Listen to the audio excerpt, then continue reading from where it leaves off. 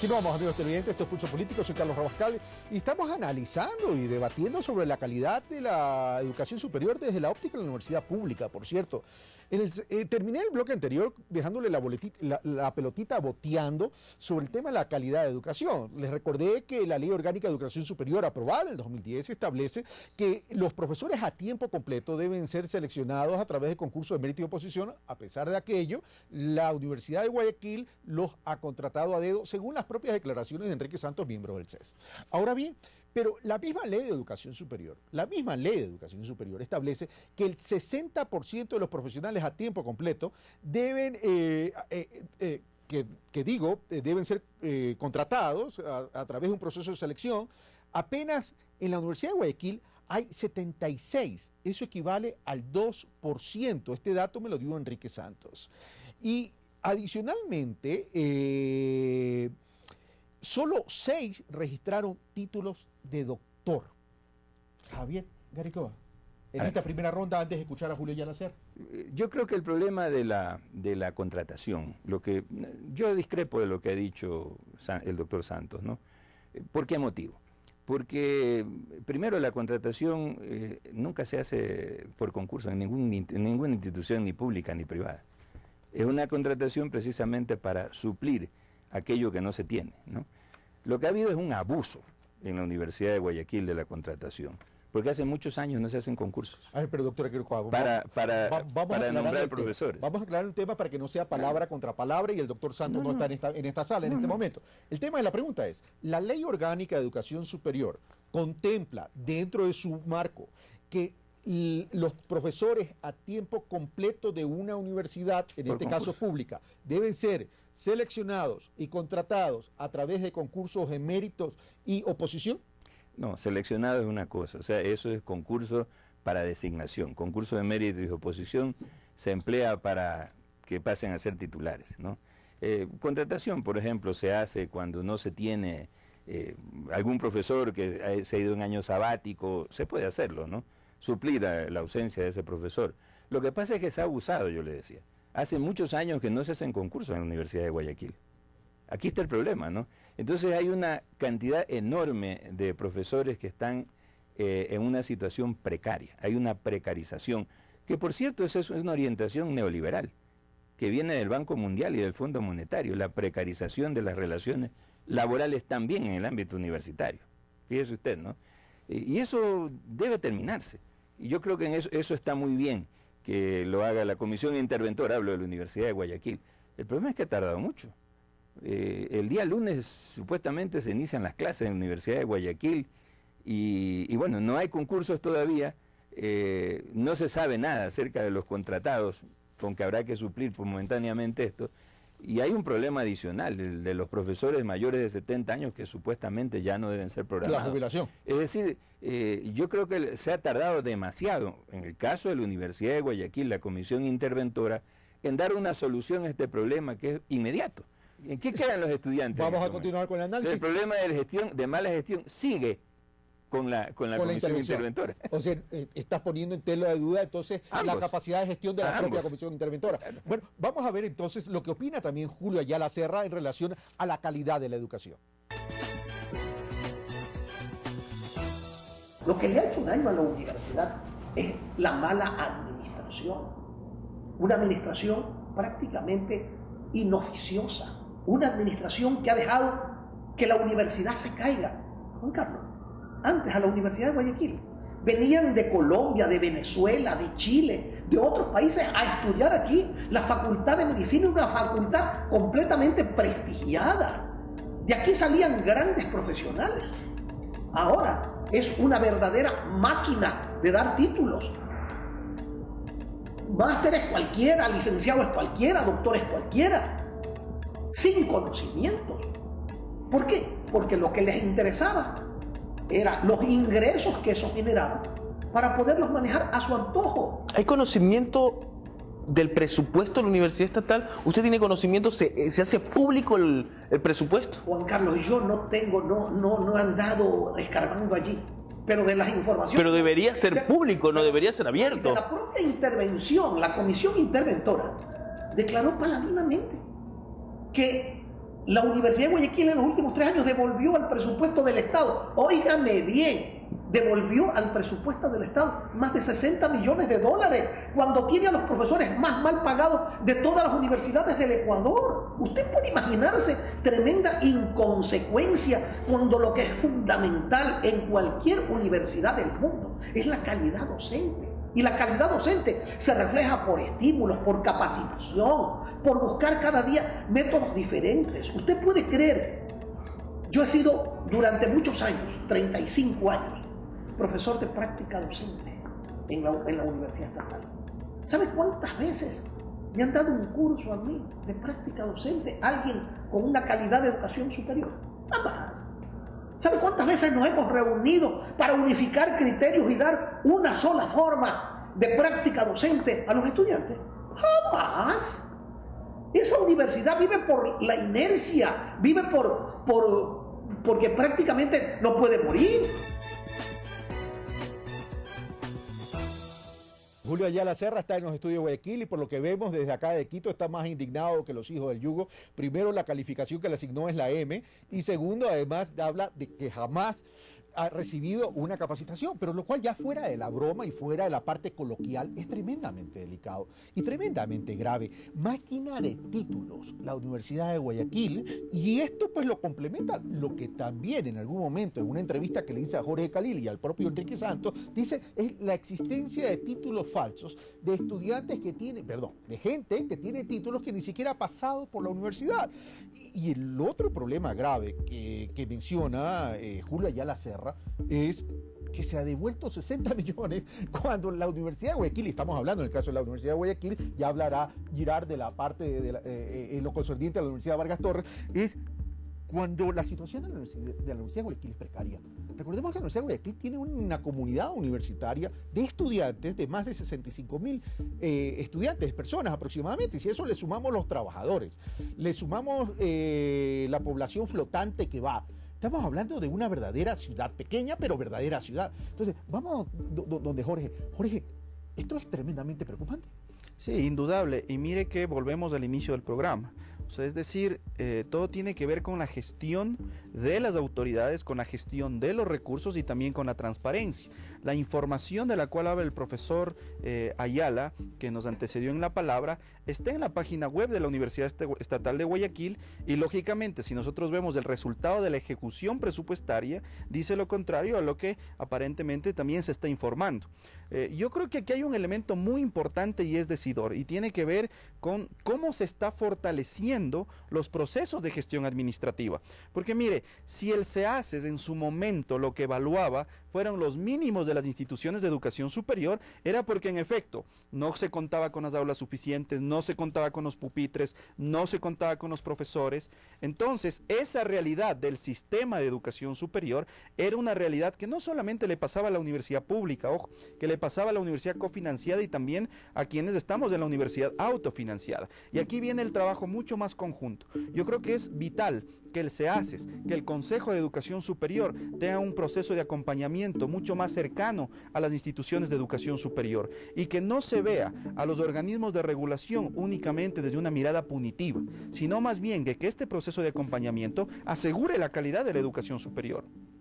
Ahora bien, vamos a Girard. Gracias, Jorge. Vamos a Girard. A ver, pero ¿cuáles deben entonces ser las prioridades de una comisión interventora? Porque estamos hablando que hay que fortalecer la parte académica. A ver, la razón de ser de la academia es la academia. Y la academia la forman los académicos. Los estudiantes están ahí para ser receptores de la transferencia de conocimientos y evidentemente aplicar esa transferencia de conocimiento en la vida diaria. Pero para aquello necesitamos buenos profesores. Si la Ley Orgánica de Educación Superior en el 2010 establece que hay que contratar, hay que tener profesores de acuerdo al concurso de mérito y oposición. Primero, se está llevando a cabo esos concursos en estos momentos en la Vargas Torres, en la Universidad de Guayaquil, primer punto. Segundo punto, en la entrevista que le hice a Jorge Khalil, a los 5 meses de la Comisión de Intervención, recién me dice, estamos llamando a la Contraloría para que hagan una auditoría integral a la universidad.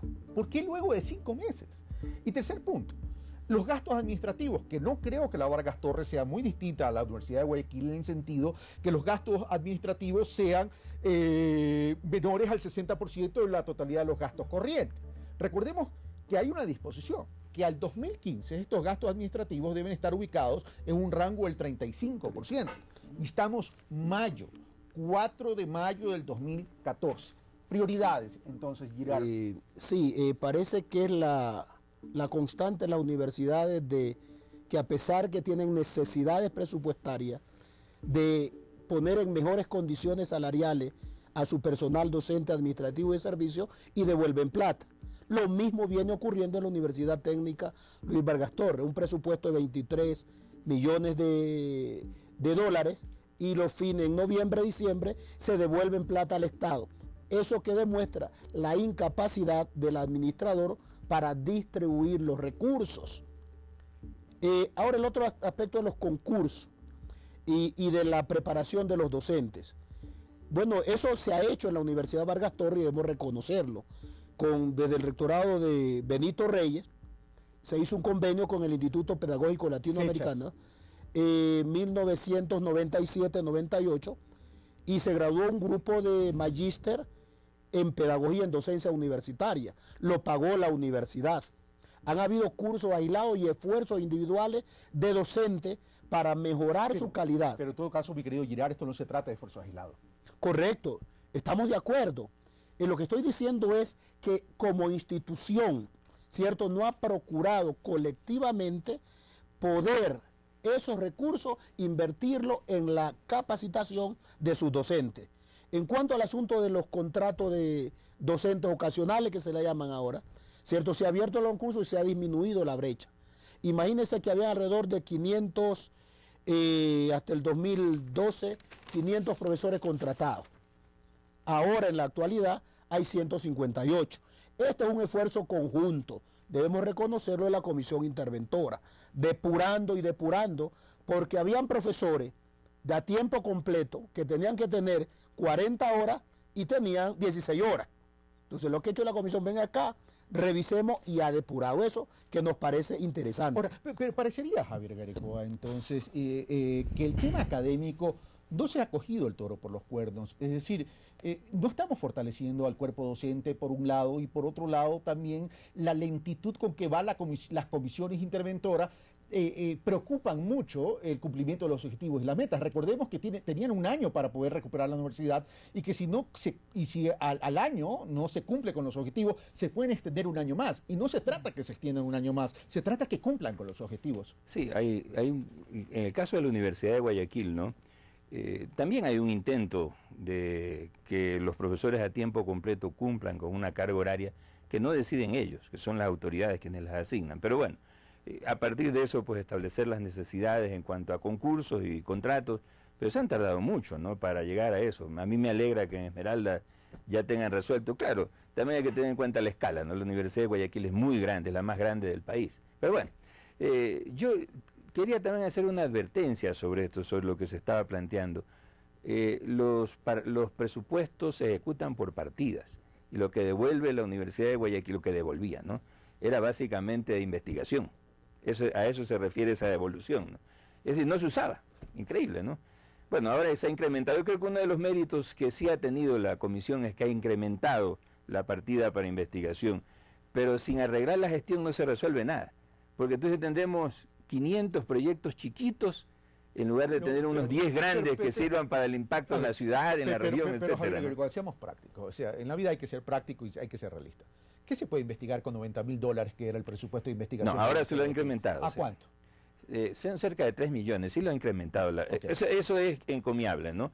Pero insisto, sin la capacidad de gestión para la investigación, esos dineros, algunos se volverán y otros se diluirán en un montón de pequeños proyectos, ¿no? Que no es que no sean necesarios, pero que se los puede integrar. Es decir, se necesita la gestión investigativa. Volvemos al tema inicial. Necesitamos gestión académica, no solamente recursos, gestión académica, y no solo administrativa. Ok, vamos al tema de la gestión académica, caballeros, pero llegamos al tema de las propuestas de ustedes como catedráticos. Es decir, dice Javier Garecoa, necesitamos gestión académica para entrar en procesos de investigación y para mejorar la calidad educativa. Por supuesto. ¿Cuáles son las propuestas entonces para llegar a ese objetivo? Jorge Carvajal. Mire, Carlos, yo creo que hoy por hoy se habla del cambio de la matriz productiva.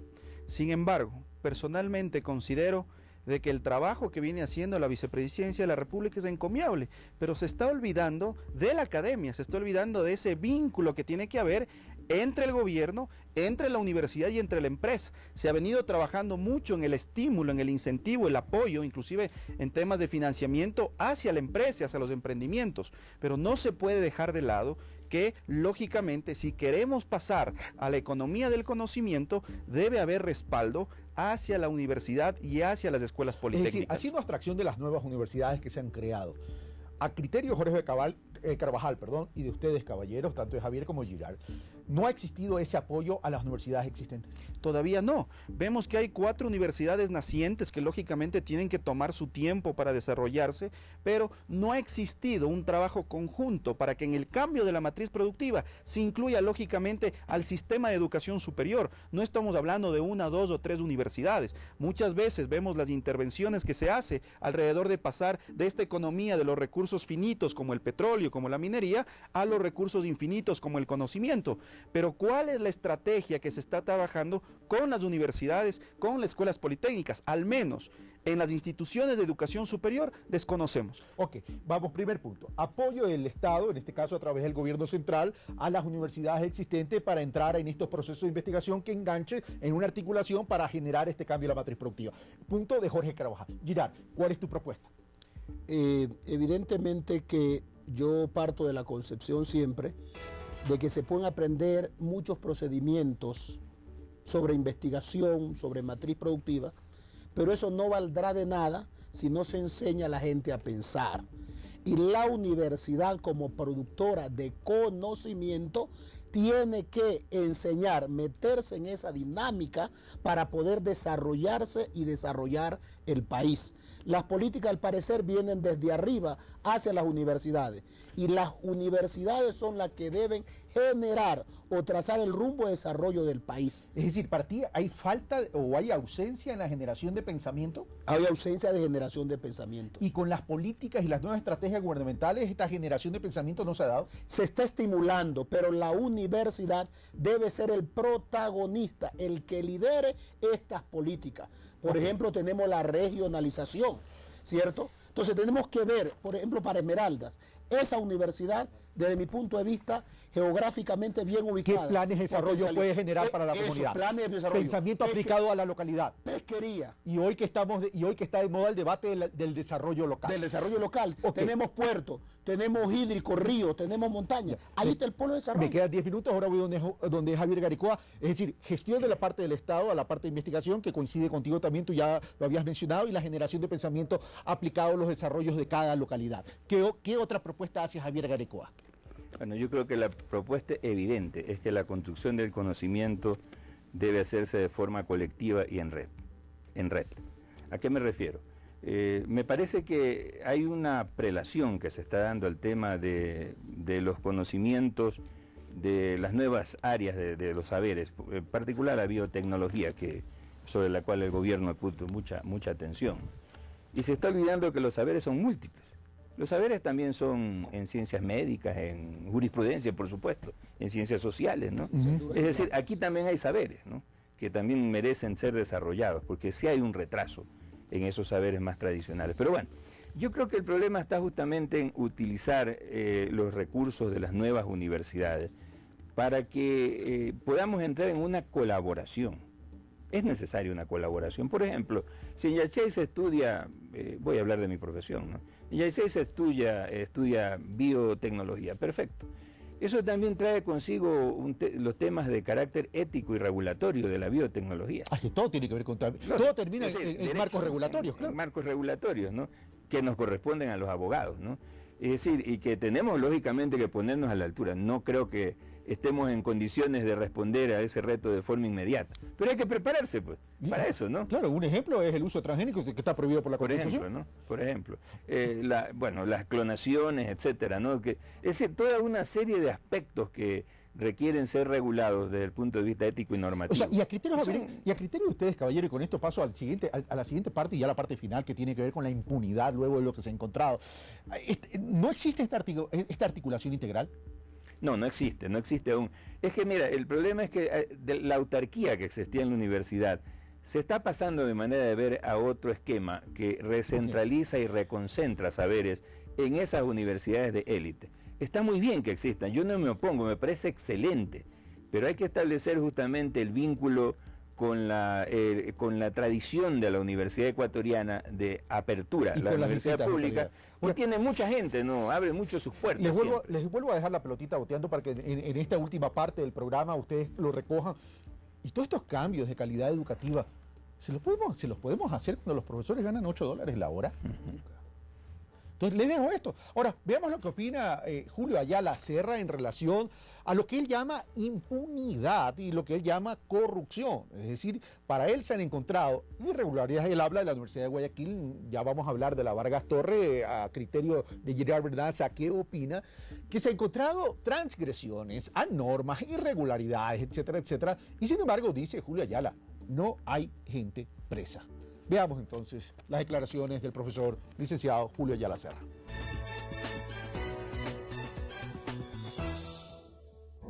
Vaya usted a la casona universitaria y encontrará a los jubilados ahí sentados. ¿Qué cree que están mirándole la cara al rector? ¿Aplaudiendo al rector? Están reclamando sus derechos. Reclamando sus derechos. Vaya usted a encontrar en la universidad cientos de alumnos en estos momentos pidiéndole que le devuelvan los que le cobraron a sabiendas de que la universidad era gratuita. Se está devolviendo los dineros, sí, supuestamente. Ese es el asunto, pues. Y los que cobraron la plata, sabiendo que eso era ilegal. Hay alguien preso por violar la ley. Hay alguien enjuiciado por violar la ley. Que me diga el señor Cedeño, ¿dónde están pues los sancionados? ¿Y por qué tanto tiempo en el rectorado si no ha sido un buen trabajo? Porque la universidad se convirtió en una especie de mafia. Y en la alcahuetería es justamente la mala calidad docente. Los profesores son contratados. ¿Quién los contrata? Los decanos. ¿Los decanos a quién contratan? A sus alcahuetes, a sus amigos, a aquellos que le van a servir de catapulta para mantenerse en esos cargos por larguísimos años. A mí vienen los estudiantes a veces y me dicen, profesor, dice, el profesor tal dice que le hagamos una colecta para cambiarle las llantas al carro. Y entonces los alumnos cogen de $10 por cada uno y le cambian las llantas del carro al profesor tal. Y le digo, ¿y qué obtuvieron con eso? Ah, nos pusieron 10 a todos. ¿Puede haber calidad de la educación así? ¿Puede haber calidad de la educación cuando hay una serie de morbosos que quieren acostarse con las alumnas a cambio de una nota? ¿Puede haber calidad de la educación? Porque son muchas veces gente que no tiene vocación, que están ahí en el cargo porque los llamaron, ven tú, para que te ganes un billete. Ah, me comentaban algunos de esos, que no todos son corruptos, no todos son malos tampoco. Me comentaban algunos de esos contratados, que les decían, mira, aquí te vas a ganar un billetito, pero tienes que dar de cada mes $50 para el grupo, porque el grupo tiene que mantenerse, el grupo tiene gastos. Y entonces todavía de los escuálidos, creo que les pagan ahora, antes pagaban 8, ahora $10 la hora. Juan Carlos, usted trabajaría 40 horas a la semana, $10 por la hora, para ganar $400 como profesor universitario. Realmente son alarmantes las declaraciones de Julio Ayala Serra, y valiente de hacer esas declaraciones, por cierto, le reconozco esa valentía, pero también tenemos que hacer algo por cambiar la universidad, eso es una realidad. Ahora, señores, bueno, no voy a hacerles más que darle la palabra porque me quedan 3 minutos, Jorge Carvajal. Yo creo que este problema no solo es del sistema de educación superior y no debía haberse cambiado desde la nueva ley de educación superior, porque si nosotros revisamos la ley del año 2000, los requisitos para ser profesor de educación superior eran casi los mismos. Yo creo que aquí tiene que haber un compromiso de no solo mirar a la docencia, no solo mirar a los profesores, también hay que ver a las autoridades, hay que ver a los entes de gobierno, porque ahí está la responsabilidad. Yo creo que no solamente hay que ver al profesor al que esté en el aula de clase, hay que ver también a los rectores, hay que ver a los vicerrectores. A los decanos. Ahí también está el problema, a los decanos. Yo creo que muchas veces la cuerda se quiere cortar por el lado más flojo, que en este caso son los profesores, cuando son los profesores los que están luchando constantemente por la universidad. Sin embargo, ¿cuál es la investigación o la determinación de responsabilidades que se hace sobre las autoridades? Recordemos que la representación legal de las instituciones de educación superior la tienen los rectores. Y ahora se está hablando de que el problema, si bien hay problemas a nivel de docencia, no ha habido un programa de capacitación constante a los docentes, pero no se puede eximir de responsabilidades a las autoridades. Las personas que conforman los entes de cogobierno son responsables civil, administrativa e inclusive penalmente, porque son delitos contra la fe pública. Gracias, Jorge Carvajal. Girard. Sí, evidentemente yo sigo pensando que el problema es recurrente o es uniforme en las universidades. 4 años y no tenemos un estatuto. 3 años, 2 años y medio y no se ha aprobado un reglamento de escalafón. No se ha adecuado, no se lo ha puesto a los profesores en la categorización que merecen. No, nadie quiere salir de pluriempleo. Por tanto, va a haber un compromiso de pedir primero perdón, saber que ha cambiado la dinámica en la educación superior y hacer un empoderamiento ético de eficacia, de eficiencia y decir estamos por el cambio de la educación en el país. Es la forma de aportar genuinamente al desarrollo de la universidad, de nuestros pueblos y del país. Si no, no va a cambiar esta situación. Y es el compromiso, no debe haber compromiso político institucional con nadie.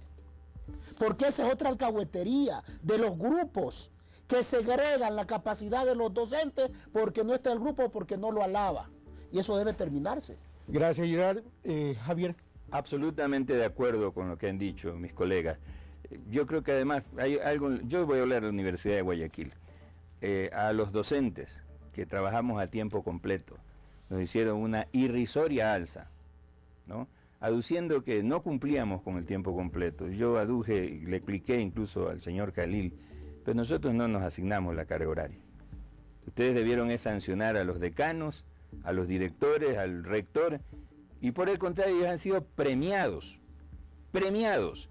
porque a ellos sí se les aplica lo que establece el acuerdo ministerial del Ministerio de Relaciones Laborales para los cargos directivos. Y también han sido premiados, por cierto, los interventores que también se han acogido a eso. Pero eso no se aplica a los docentes. Eso es un discrimen en el uso de la ley. Eso no se puede hacer porque además el discrimen ahora está sancionado en el Código Orgánico Integral Penal, ¿no?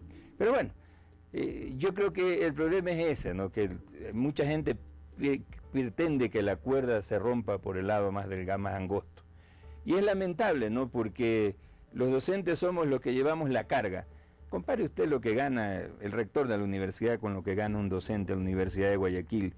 Y el problema del docente no es solo los ingresos, son las condiciones en que labora, su capacidad, su prestigio social y por supuesto el formar parte de una colectividad nacional e internacional para lo cual se requieren recursos también, ¿no? Es decir, participar en eventos, en congresos internacionales, etcétera, ¿no? Gracias, Javier Garicoa, gracias, Jorge Carvajal, gracias, Girard Bernaza. Lo cierto es, amigos televidentes, que aquí el gran perjudicado son los estudiantes. Porque lamentablemente a los estudiantes de estas universidades intervenidas, donde se han dado a conocer tremendas irregularidades y violentaciones de normas, se los está estigmatizando con un letrerito que dice que sus títulos académicos están depreciados. Y a mí me ha gustado algo que ha dicho Girard. Hay que comenzar pidiendo perdón.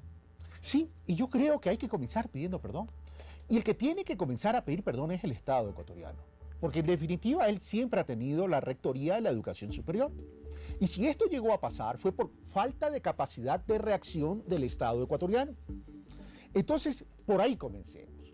Y lo otro, que también es interesante, y aquí ha salido, lo ha dicho Jorge, lo ha dicho Javier Airco, lo dijo Julio Ayala Serra, es qué pasa con aquellas autoridades de las universidades que tienen la representación legal, en este caso los rectores, y también los decanos en el ámbito de sus facultades o escuelas. ¿Qué pasa con ellos? ¿Dónde está la asignación de responsabilidades? ¿Dónde está la sanción de carácter administrativo si se dice que se ha violentado normas? ¿Dónde está la responsabilidad civil? ¿Y dónde está la responsabilidad penal? Se nos ha dicho que hay títulos falsos. Se nos ha dicho que se han manejado recursos públicos a través de cuentas de terceros. Se nos ha dicho tal cantidad de barbaridades que ha sucedido al interior de la universidad pública, pero hasta ahora conocemos cuáles son los procesos legales y cuáles son las sanciones. Yo creo que es un momento de sincerar. Y por cierto, un mensaje a la Comisión Interventora de las Universidades. En este programa se debate. Hoy hemos querido visibilizar cosas a efecto de abrir el debate. Porque el no decirlo, el no reconocer un problema, es agrandar el problema. Y cuando ustedes quieran, señores, aquí en Pulso Político, estamos dispuestos a debatir su óptica y su visión, pero también desde la óptica de los catedráticos que viven día a día esta realidad y también desde los estudiantes que son las víctimas de un sistema pernicioso, fatal, que genera indignación. Esto fue Pulso Político. Soy Carlos Rabascal y yo los espero el próximo domingo.